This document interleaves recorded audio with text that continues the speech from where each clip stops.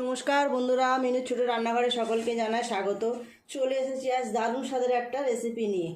এখানে নিয়েছি আমি মাটন। আজ আমি বানাবো মাটন বিরিয়ানি, যেটা নাম শুনলে সকলের কিন্তু মুখে জল এসে যায়। ছোট বড় যে কোনো বয়সের মানুষই খেতে ভীষণ পছন্দ করে। এখানে বিরিয়ানির চালও নিয়েছি। চালটাও ভালো করে ধুয়ে আমি ভিজিয়ে দেব। 1 ঘন্টা অন্তত চালটাকে ভিজিয়ে রাখলে ভাতটা খুব ভালো হয়। সবার আগে আমি মাংসটাকে ম্যারিনেট করে নেব।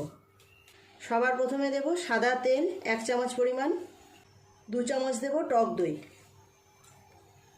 হলুদ গুঁড়ো দেব 1 চামচ, লঙ্কা গুঁড়ো দেব 1 চামচ, জিরের গুঁড়ো 1/2 চামচ, ধনের গুঁড়ো 1/2 চামচ, নুনটা দেব স্বাদ মতো, 1 চামচ পরিমাণ দেব বিরিয়ানি মশলা, কেওড়া ওয়াটার 1 চামচ পরিমাণ, রসুন বাটা দেব 1 চামচ আর অল্প একটু, আদা বাটা দেব 2 চামচ পরিমাণ, একটা টমেটো পেস্ট করে নিয়েছি দিয়ে দিলাম। সমস্ত মশলা মাংসের মধ্যে দিয়ে দিলাম। খুব ভালো করে হাত দিয়ে মিশিয়ে মাংসটাকে এখন 2 ঘন্টার জন্য ম্যারিনেট করে রেখে দেব। যত বেশি সময় মাংস এইভাবে ম্যারিনেট করে রাখা যাবে, মাংসের ভিতরে মশলাটাও খুব ভালোভাবে যাবে আর মাংসের স্বাদও কিন্তু দুর্দান্ত হবে, নরমও হবে ভালোভাবে। চাপা দিয়ে এখন সাইডে রেখে দেব। এই সময় আমি বাকি কাজগুলো গুছিয়ে নেব। মাংসটা তো ম্যারিনেট করে রেখে দিলাম। এই সময় আমি আলুগুলো সিদ্ধ করতে দিয়ে দেবো। ডিম আলাদা সিদ্ধ বসিয়েছি, আলুগুলো আমি প্রেসার কুকারে সিদ্ধ করে নেব। জল, বেশ কিছুটা নুন দেব। আলু সিদ্ধ করব, এর মধ্যে সামান্য ফুড কালার দিয়ে দেব।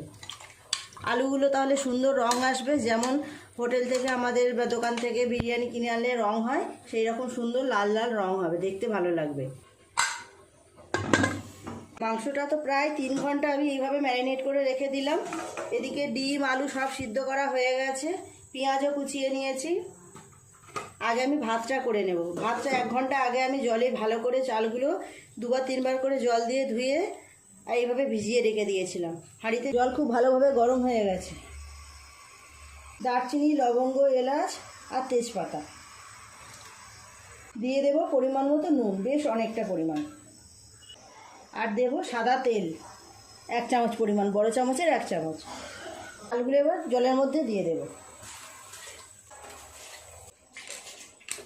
ওদিকে ততক্ষণ ভাতটা হোক, আমি এদিকে পেঁয়াজটা বেরেস্তা করে নেব আর আলুগুলোও ভেজে নেব।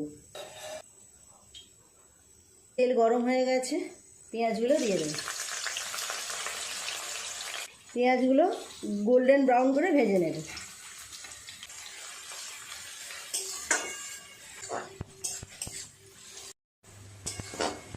পেঁয়াজ বেরেস্তা হয়ে গেছে, তুলে নেব। তেল থেকে ঝরিয়ে ঝরিয়ে তুলে নেব এইভাবে। এই তেলে আলুগুলো লাল লাল করে ভালো করে ভেজে নেব।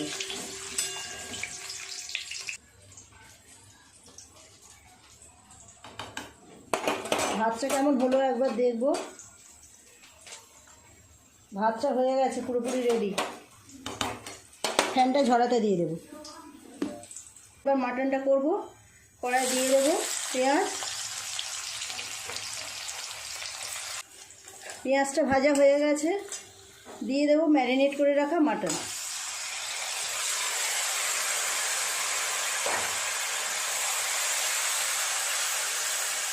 খুব ভালো করে বেশ কিছুটা সময় নিয়ে মাটনটাকে এখন কষাবো। মাংস থেকে যতক্ষণ না তেল ছাড়ে যাচ্ছে এইভাবে কষাতে হবে মাংসটাকে। একটু সময় নিয়ে ভালো করে কষাতে হবে।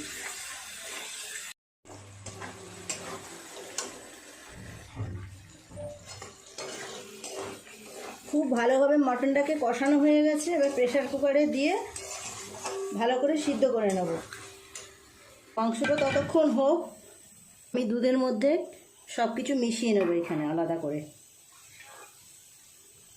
এই পরিমাণ দুধ নিলাম।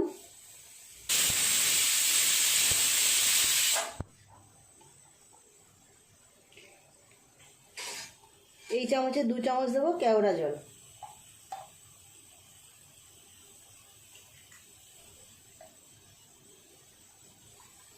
এক চামচ দেব গোলাপ জল। মিঠা আতর দেব 5-6 ড্রপ দেব মিঠা আতর। আর দেবো অল্প একটু ফুড কালার, সুন্দর রং আসার জন্য। একদম অল্প একটুখানি ফুড কালার দিলাম। ফুড কালারটা দিলে খুব সুন্দর রংটা আসে। 80% কাজ হয়ে গেছে। এবার শুধু লেয়ার করে স্টিম করতে দিলেই হয়ে যাবে। বিরিয়ানি এবার লেয়ার করব। এই বড় হাঁড়িটা নিয়েছি, বিরিয়ানির হাঁড়ি, এর মধ্যে ঘি দিয়ে দিলাম। ঘিটা দিয়ে খুব ভালো করে হাঁড়ির নিচে মিশিয়ে নেব। খুব ভালো করে হাঁড়ির নিচে এইভাবে ঘিটাকে হাত দিয়ে লাগিয়ে দিলাম। প্রথমে কিছুটা ভাত দিয়ে দেব।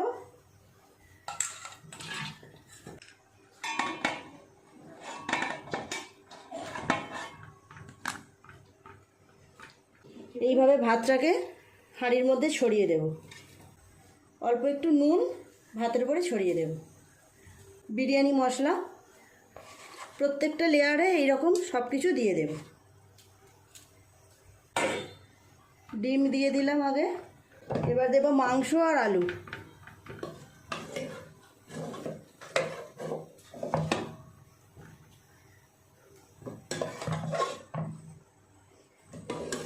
কিরম গন্ধ বেরোচ্ছে মামা।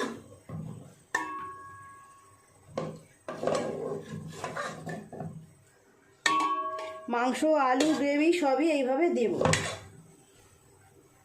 আবার কিছুটা ভাত দিয়ে দেব।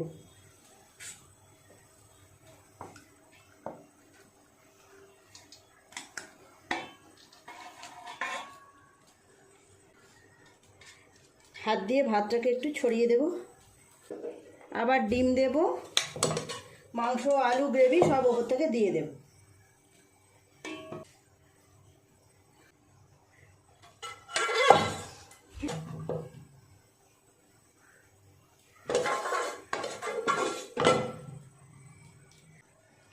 উপর থেকে একটু বেরেস্তা দিয়ে দেবো। এবার বাকি ভাত যেটা আছে সবটা দিয়ে দেবো উপর থেকে। পুরো ভাতটাকে এইভাবে চারধারে ছড়িয়ে দেব। আবার একটু নুন দিয়ে দেব। প্রত্যেকটা লেয়ারে এইভাবে একটু করে নুন দিলে নুন আর কম হওয়ার কোনো সম্ভাবনা থাকবে না। দিয়ে দেব বিরিয়ানি মশলা, ঘি দেব। ঘিটা একটু গললে ভালো হতো। বাকি পেঁয়াজ বেরেস্তাটা সবটা দিয়ে দেবো এইভাবে।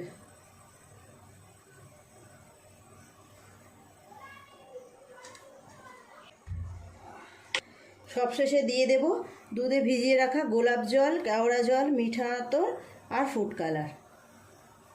এইভাবে পুরোটা ওপর থেকে ছড়িয়ে দিলাম। এবার এই আটা নিয়েছি, আটাটা চার ধারে এইভাবে আটকে দেব।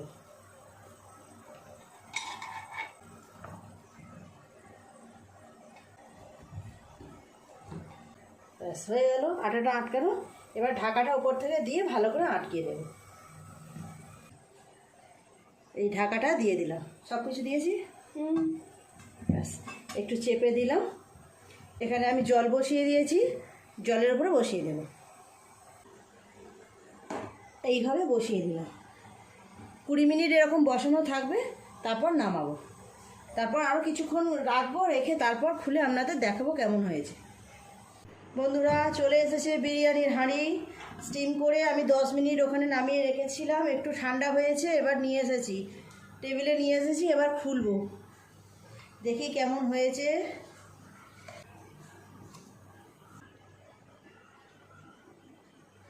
কেমন দেখতে লাগছে দেখো। এই দেখো বন্ধুরা, মাটন বিরিয়ানি পুরোপুরি রেডি। এবার আমরা সবাই খাবার জন্য থালায় বেড়ে নেব।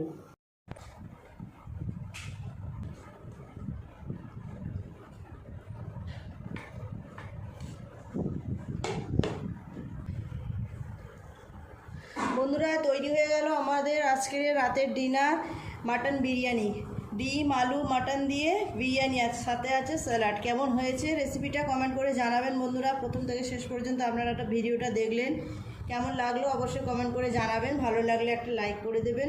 আমার চ্যানেলটি এখনও পর্যন্ত যারা সাবস্ক্রাইব করেনি প্লিজ আমার চ্যানেলটি সাবস্ক্রাইব করে পাশে থাকা বেল ঘন্টিটা ক্লিক করে দেবেন। তাহলে যখনই আমি এইরকম সুন্দর সুন্দর নতুন নতুন রেসিপি আপলোড করব সবার আগে তা আপনার নোটিফিকেশনে পৌঁছে যাবে। সবাই খুব ভালো থাকবেন। দেখা হচ্ছে পরের দিন নতুন কোনো রেসিপির সাথে। নমস্কার।